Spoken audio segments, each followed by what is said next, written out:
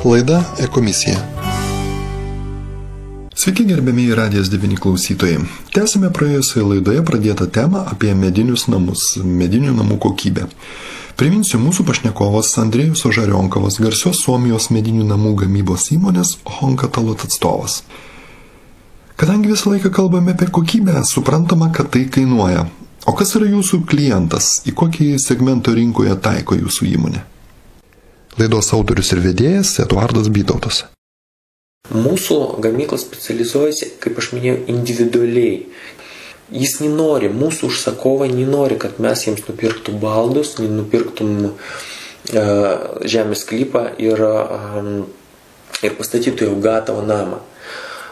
Jis norės kažkiek kitaip ir ten pabandyk perdaryti. Jis nori pagal jį. Net vardus netgi suteikėt namui, vardas, ar ne? Čia pradžia, tik nuo vardo jo. Ir esmė yra tame, kad mūsų namai stovi uždarose teritorijose, netgi Lietuvoje, kur iš tikrųjų, gaila, negaila, bet gražiausiose gal vietose Lietuvoje stovi. Tai negaila, gražiai vietą turi gražiai stovėti. Taip, man negaila, bet jie akis labai retai mūsų namus žmonės mato. Nuo autostrados nepamatysite. Nuo autostrados tikrai nepamatysite. Tai yra truputį kitas segmentas. Nėra blogesnis, nėra geresnis. Tai yra žmonės, kurie priprato prie, tai yra valdžios žmonės, tai yra verslininkai, kurie iš tikrųjų sąžiningi daro verslą, o ne šiandien gavau milijoną ar ten 2 ir kažką noriu padaryti greitai. Ne, tai yra žmonės su supratimu tikro gyvenimo, va taip gal pasakysiu, su tikrom vertybėm. Jeigu ir pamato, būna pasako, kad statybos metu ateina žmonės ir fotkina tos namus ir nori prisiartyti, prižiūrėti juos. Tai ir suteikia mūsų namų, savininkai mūsų namų, už tai ir perka mūsų namus, kad jie gauna visiškai kitą projektą, visišką produktą. Jie gauna žinomiausio architekto kūrinį.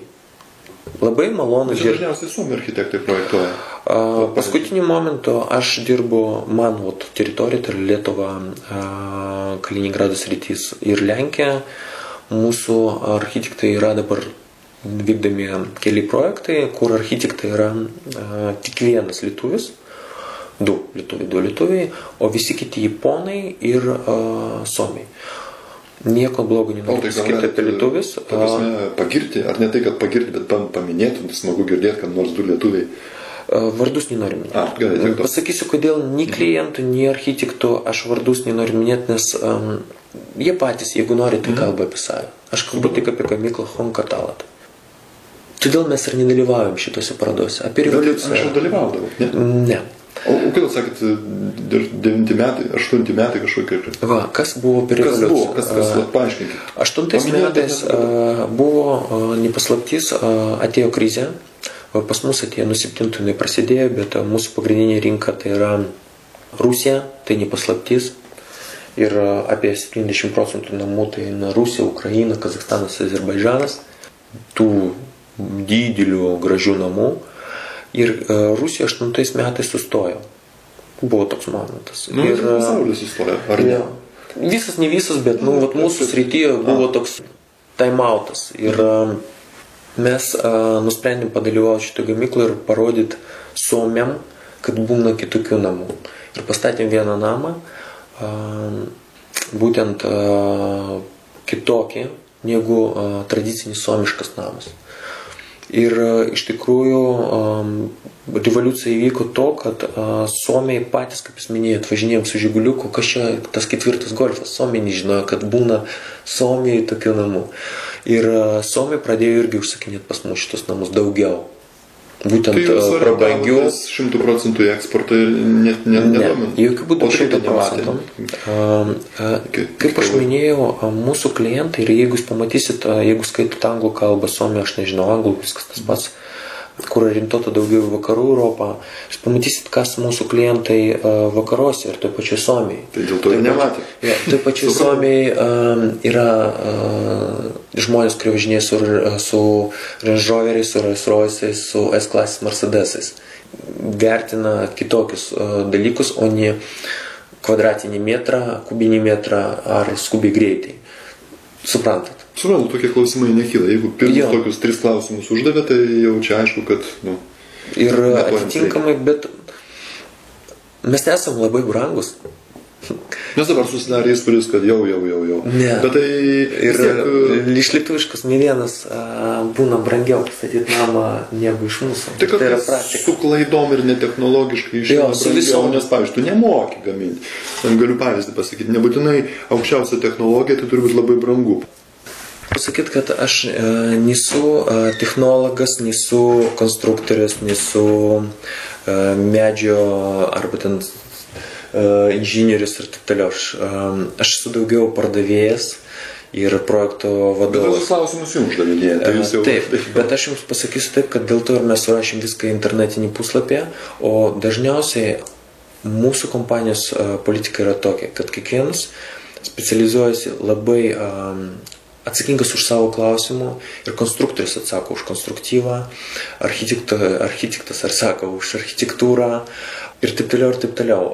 Mano gal atsakymai buvo paviršutiniški, ką liečia ten technologinių visų savybių, tik dėl to, kad aš nespecializuoju šitą klausimais. Visada, jeigu jūs norite sužinoti, ką reiškia kokybiškas medinis namas, mes kviečiam į Suomiją, pažiūrėti, iš ko tai pagaminta, į savo akimis viską pamatyti. Gamykla turi kokį namą pasistačius, kuriame galima apsičiupinėti, pasižiūrėti ten kažkokią ar... Matot, kompanija yra 102 metai. Mes gaminam apie 500 namų per metus.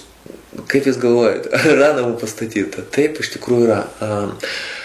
Matot, stilistika, žmonės visada prašo mane, galima parodyti namą? Aš sakau, aišku, kad galima. Bet sakau, jūs apsispręskit, kurį stilistiką jūs domina. Nes jeigu jūs norit klasikinį namą, aš jums rodysiu modernų, jums iš principo nepatiks tas namas, nesvarbu, iš kokių medžiagų jis padarytas. Jis nepatinka. Nes jums iš fiziškai nepatinka. Jis nepatinka. Vieniem patinka blondinis, kitiem patinka briunetis. Jeigu aš rodysiu... Bet tų grupių nėra daug. Klasikinis, pusiau, modernus ir kažkiek. Tai čia jau kokie 3-4 namai stovėtų, tai beveik įtiktumėt. Matot, gražiausi namai dėja internete ir kataloguose nėra. Nes negalite rodyti. Ir čia yra... Sąlyginai toks... Ir... Suprantama, bet... nieko gero, bet suprantama. Jo, bet esmė yra tame, kad gražiausius ir gražiausius, prabangiausius mes negalime parodyti. Ir užsakovai nenori, ir mes vertinam šitą ir gerbėm juos už tai. Kaip aš minėjau, medinis namas tai ne namas iš medžio. Medinis namas tai yra kokybė. Jeigu irgi dar kalbėti apie kokybę, namas 21 amžio, medinis, jis mūrinis, nežinau, už kombinuotų medžiagų. Tai yra aukščiausios kokybės, tai yra aukštos kokybės technologinis įrenginys, gal statinys. Tai yra visuma medžiagų, visuma technologijų, visuma aptarnaujančių sistemų šito namo. Tai nėra troba iš rąstų ir stogas uždengtas. Jeigu mes kalbam apie namą, paskaitykit, ką reiškia protingi namai, energotaupiantis namai, nes viskas susieta. Ir namas tai ne tik siena ir sienų varža, o tai yra langai, durys, stogas. Aptarnavimas šito namo, eksploatavimas šito namo. Tai yra iš tikrųjų, žiūrėkit plačiau, tai nėra tik sienos. Tai nėra sienos nuteptos kažkokiais dažais. Tai nėra namo, tai yra troba. Ir pasirinkit, ar jūs norit trobą už namo kainą, nes iš tikrųjų galutiniam rezultate jums kainuos tiek, kiek pastatyti kokybišką gerą namą. Nes patys žinot, kad vienas žmogus pasakė, ir ne tik vienas, aš ne toks turtingas, kad pirkti pigius batus. ir rinkitės, ką jūs norit. O ką reiškia kokybė, supraskit, pažiūrėkit į save ir pažiūrėkit, kas aplink jūsų. Ir tada supraskit, ką jums reiškia kokybė. Aš taip sakyčiau, ką jums reiškia madingas žodis ekologija. Nes kiekvienas supranta tą žodis kitaip. Ar aš neteisus? O dabar mes padarykim nedidelę pertraukėlę ir paklausykime muzikos. Laida E-komisija.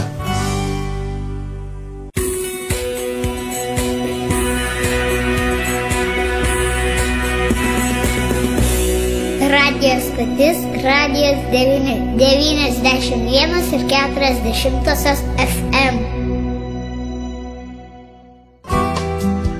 Laida E-komisija.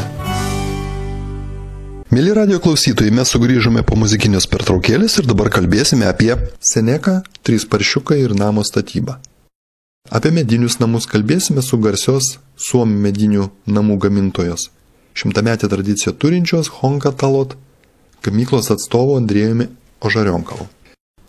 Laidos E-komisija galite klausyti kiekvieną šeštadienį ryte nuo 10 valandos, o laidą kartojame antradieniais taipogi nuo 10 valandos. Laidos autorius ir vedėjas Eduardas Bytautas. Apibrėžimas tai yra, bet kiekvienas iš savo kampo žiūri kaip... Aš liaudiškai norėjau pasakyti, jo. Tiek pasiima iš jo, kiek jam galbūt naudinga, kiek jam to reikia, kiek reikia, kiek jis suvokia. Toks yra dalykas. Bet Lietuvoje, ko gero, labiausiai rūpinasi, kad jam būtų sveika, jam nelabai ten rūpia Amazonės džiunglės arba drugelio rūšis kažkur ten toli. Tai kad chemija kokia negaruotų, kad nebūtų ten prisotinti visais formaldehydais, kurie ten dieną naktį garuoja, tu sukvėpuoji, ten dar visokių tokių dalykėlių. Gal, matai, visą laiką kalbėjai apie kokybę, ar ne? Kuo dabar pasireiškia nekokybiniai dalykai? Pavyzdžiui, nekokybiškas namas, kokius po metų, po kitų išlenda kokie minusai, kad suprastai. Vienas sakėt, jeigu pamilinavo, tai tik pradžia, tai čia jau puvimo. Jo, tai yra puvimo pradžia, tai sekantis toliau, dalykas. Sakysim, jeigu ten mediena buvo greitai neteisingai džiovinta ar kažkas, tai lyg tai stovi namas, nusipirkai, jau paskui žiūri, kad kažkas pradeda suktis, ten plyšiai.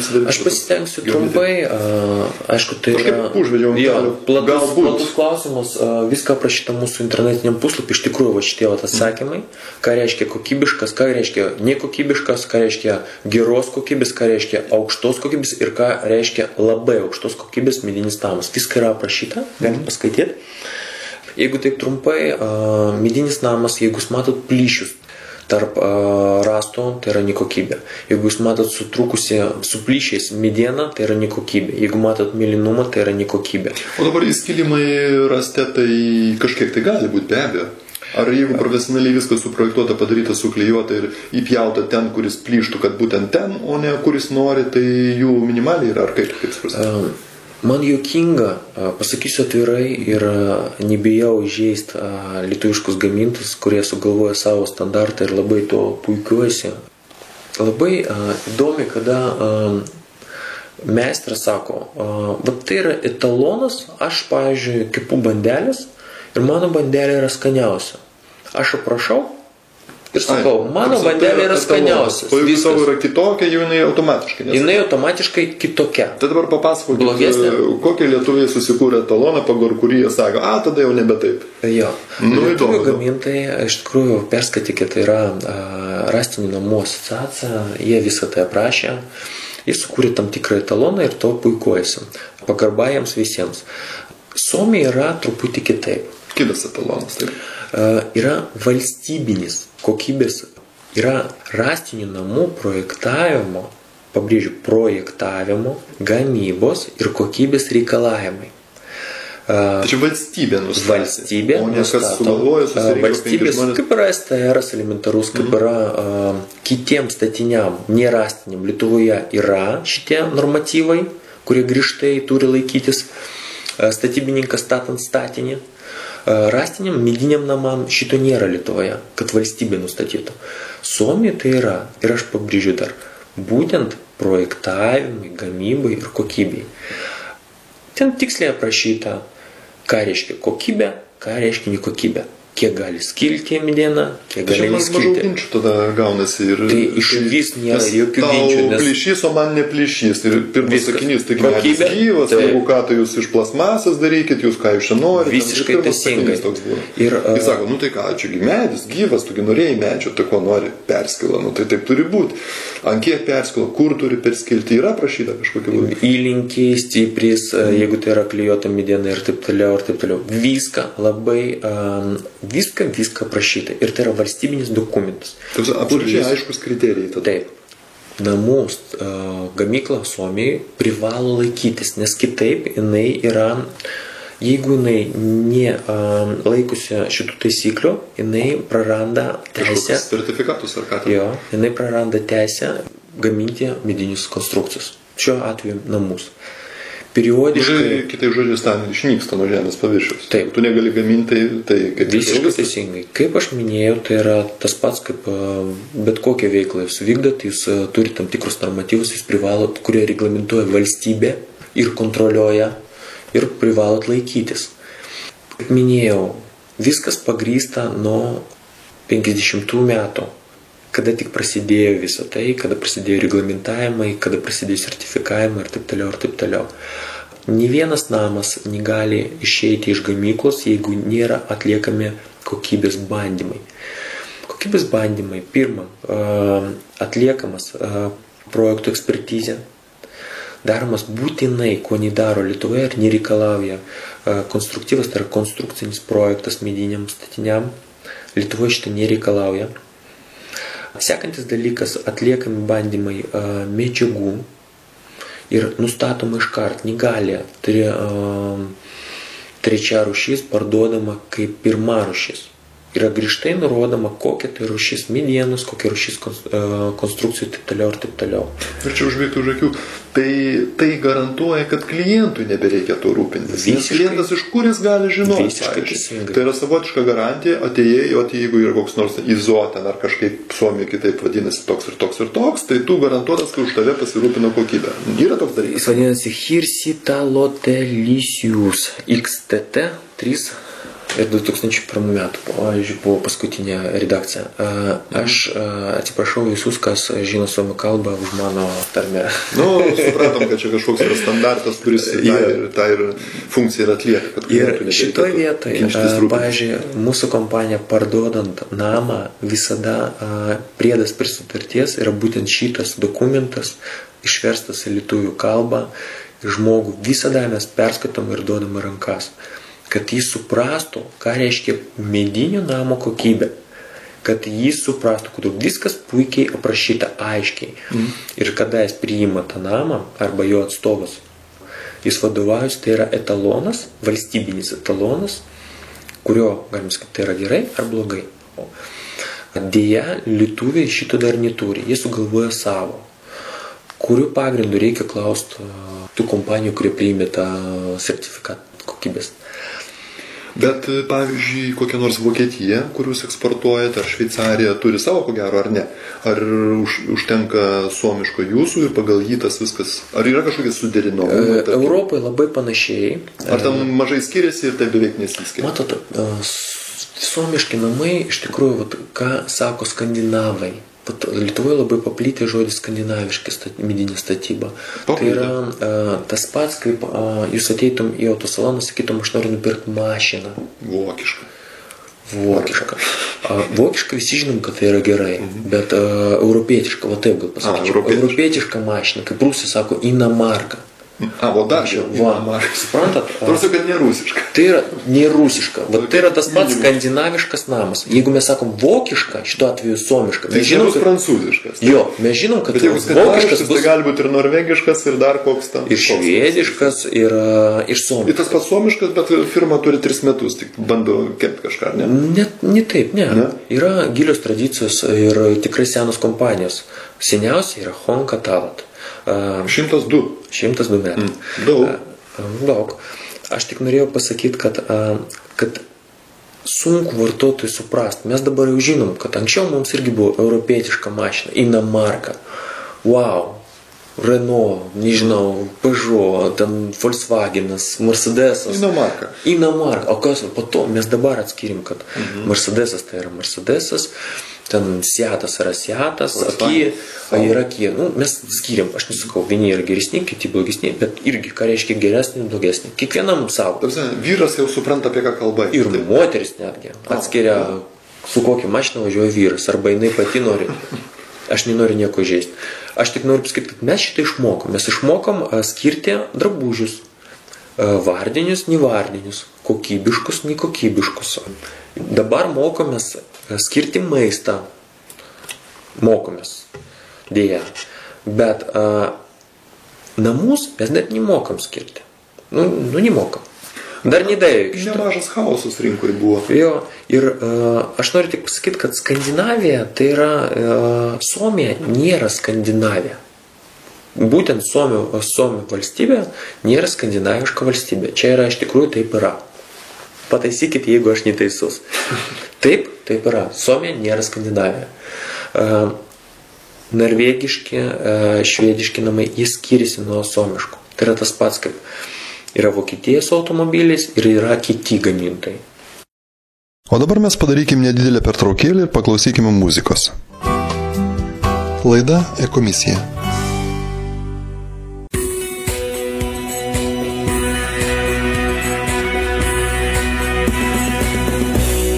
Radio stotis, radijas 91,4 FM.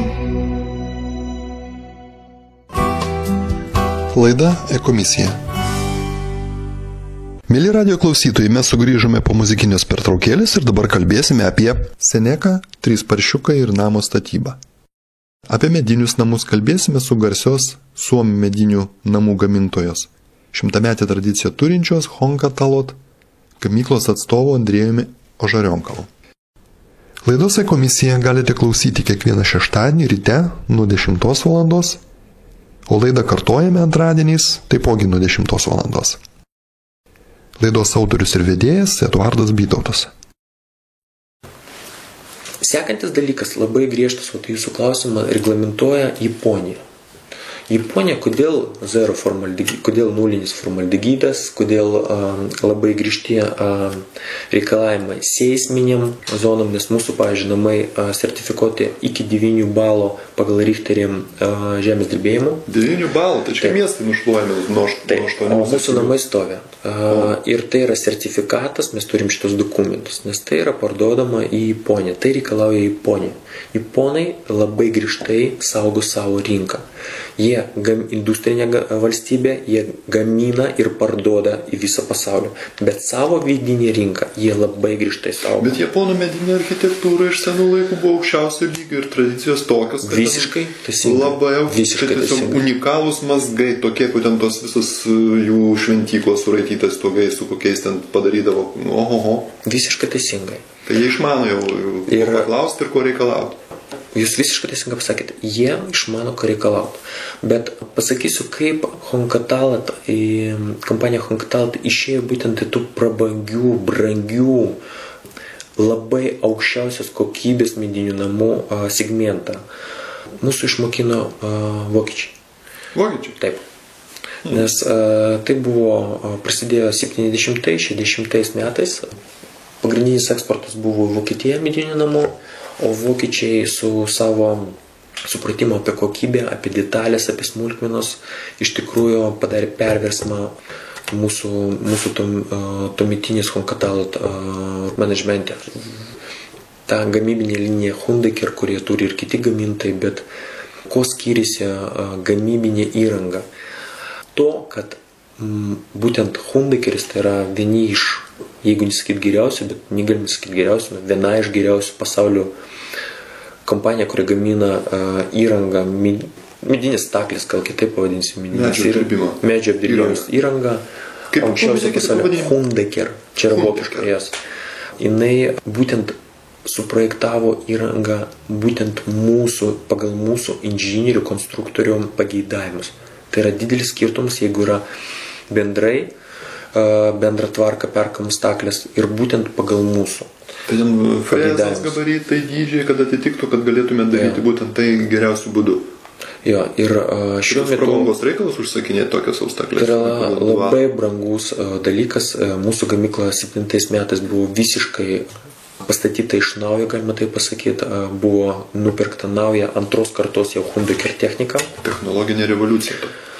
Gamybinė gal. Mes atnaujinam visą gamybinę bazę.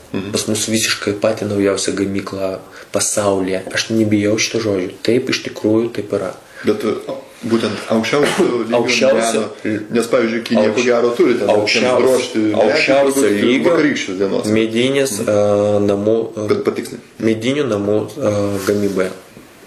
Visada kviečiam, tikrai parodysim, mes nebijom, kad tikrai važiuoja ekskursijos, rodom ir pasakojam, nes mums nėra ko bijot, nes biznį daro žmonės. Paslaptis eina iš kartos į kartą ir netgi jeigu jūs turėsite tą patį staklis, jūs neturėsite tų pačių žmonių. Ir supratimą, kaip aš pradėjau nuo šeimos, viskas prasideda nuo šeimos. Ir mes statom namus šeimai. Kad nebūtų užsakovai nesakytų, kaip man priviliuoti savo vaikus. Taip, tai yra faktas. Galim šnekėti, negalim, pavyzdžiui, šiluminė varža. Nes vis tiek medžio storio rastas vis tiek nėra begalinis ir ta varža turbūt nėra kažkokia stebuklinga, bet langų kokybė, durų kokybė, visom ventiliacijos, rekuperacijos sistemų atsiperka kažkiek. Reiškia, ką reiškia šiluminė varža? Tai yra charakteristika, kuri nurodo, kiek praleidžia atsparumas tam tikros medžiagos, kiek jinai praleidžia, jeigu liaudiška šilumos, kiek nepraleidžia. Taip. Reiškia, ko mes skiriamės nuo visų kitų gamintojų. Mūsų inžinieriai apskaičiuoja viso namo šiluminę varžą. Ką tai reiškia? Kaip jūs teisingai pastebėjot, tai yra sida siena, langai, įstiklinimo plotas, gal net ne langai, įstiklinimo plotai, durys, stogas, pamatai ir taip toliau, ir taip toliau. Reiškia, mes apskaičiuojam ir visada labai atsižvelgiam į reikalavimus, būtent eksploatavimo reikalavimus šitam namui, tolimesnės eksploatacijos. Mes vienintelė pasaulyje gaminam namus iš klijuotos medienos 44 cm storio. Tai ne dėl to, kad tai yra labai šilta, pasakysiu atvirai. Gal koks drėgmės balansas susitvarko? Ne, tai yra paprasčiausiai žmogus norėjo, kad pas jį būtų pats storiausias rastas. Tai tik tiek. Tik tiek. Šilčiau nuo šito tikrai nėra. Jeigu norite, galite, bet ar reikia, taip? Mes tai jau padarėm. Tai yra 40. Ten buvo truputį kitokie sumetimai šito namo. Kaip nebūtų keista, šitas namas išvažiavo į Libiją, į Afriką. Tai gal nuo karščio? Ne. Kad su granasvaidžiu neperšautų? Panašiai. Bet aišku, su granasvaidžiu viską peršausi, bet... Esmė yra tame, kad mes jau statom tokius namus ir galim... mes turim tą patirtį. Kaip aš pačiu pradžioje minėjau... Pasakykit, ko norit ir bus padaryta. Jo, jeigu mes einam į energijos taupimą, mes ir projektuosim medinį namą su energijos taupimu. Rastas plus apšiltinimas. Apšiltinimas eina, mes naudojam ekologinės ekovatos, kur yra celiuliozės pagrindo. Vidui rastų, ta prasme, jūs keliate per pusę? Ne, tai yra rastas, apšiltinimas ir vėl rastas. Bet ne rastas, o panelė. Lamelės, kaip jūs tai vadinate. Ir šitoje vietoje yra visokiausių technologijų, kaip galim padaryti. Mes nesam labai brangus, pasakysiu atvirai, nes jeigu jūs, kiek mano pažįstamų statė namus, mano klientų, ne klientų, nes jie nustebė, kad vis dėlto nėra labai brangu. Jo, mes nesam galutiniam etape. Kokią nors metaforą arba tai palyginimų, taip apibūdinkit, kad labai paprastai. Neskaičiai sau kaip nors kad tai suprastų. Medinis namas kainuos lygiai tiek pat, kiek ir mūrinis namas, jeigu statysit iš tos pačios lygio medžiagų. Jeigu jūs statot trobą, jums iš trobą lyginant su blokeliais tam tikro lygio gamintojų ir taip toliau, lygiai tiek pat kainuos. Medinis namas lygiai taip pat. Žinot, namas daugiau kainuoja architektūra, daugiau kainuoja vidaus interjeras, landšaftas, Namą suvokiam kaip visumą, o ne tai Tik kiek visumą. sienų Tik kvadratas, visumą. kiek Baldai. kubas, kiek ten tas. Baldai, santechnika, indai. Vat tai yra kainuoja. Inžinieriniai įranga namo. Vat tai sudaro didžiąją dalį pinigų. Šit kokybiško, aukščiausios kokybės medinių namų. Saugumas. Paminėjot žodį saugumas. Kuo čia galėtų išsireikšti mediniam namė saugumas, pavyzdžiui? Mūsų atveju mes labai vertinam privatumą mūsų klientų ir saugumą. Suomijoje savo akimis aš visada vežu klientus per vieną degalinę, kuri pastatyta iš rąstų. Ir ką, jinai buvo užsidegus? Ne, jinai stovi ir visada visi nusteba, o medinė degalinė. O, toks paradoksas, jo. Tai nėra paradoksas, jeigu... Aš maniau, kad pasakysit, viskas sudegė, o jisai tik apanglėjo ir nesudegė. Dega viskas, bet jeigu žiūrėt iš tos nemalonės situacijos, yra draudimai ir draudimų bendrovėm reikia naudotis patikimom. Vis tiek reikės draust, ar tokia yra nauja? Būtinai. Tai gal truputį brangiau už medinį? Kažkiek, bet nedaug. Jau kiek yra, tiek yra.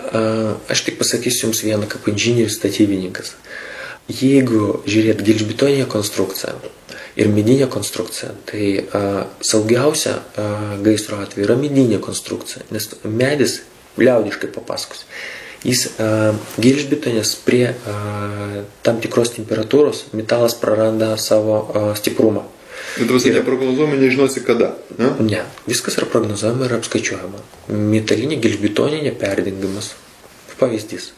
Gauna tam tikrą temperatūrą gaisro atveju, metalinė armatūra suminkštėja ir praranda savo stiprumą ir griūna. Medis dega palaipsniui ir jo atsparumas ugniai yra keliasdešimt kartų didesnis negu gelžbetoninio namo. Ta prasme, jam reikės tik daug laiko, kad visas tas sugriūtų. Per šitą laiką jūs tikrai spėsite evakuoti save ir savo šeimą. Tai yra žymiai saugesnis namas. O šiaip pabandykit kada nors padegti medį. Vat tai paimti ir padegti. Tai gamtoje net stengiantis laužo neini kurti, o čia. O šiaip viskas dega. Gyvenkit saugiai, nieks jūsų nedegės. Supratau. Taigi, šiandien tai ir baigsime mūsų medinių namų temą. Dėkojame pašnekovui, dėkojame jums, gerbėmiai Radijas 9 klausytojai, ir susitiksime sekančioje Ekomisija laidoje. Kalbėsime apie mūrinius namus. Laidos Ekomisija galite klausyti kiekvieną šeštadienį ryte nuo 10 valandos, o laidą kartojame antradieniais taipogi nuo 10 valandos. Laidos autorius ir vedėjas Eduardas Bytautas. Laida Ekomisija.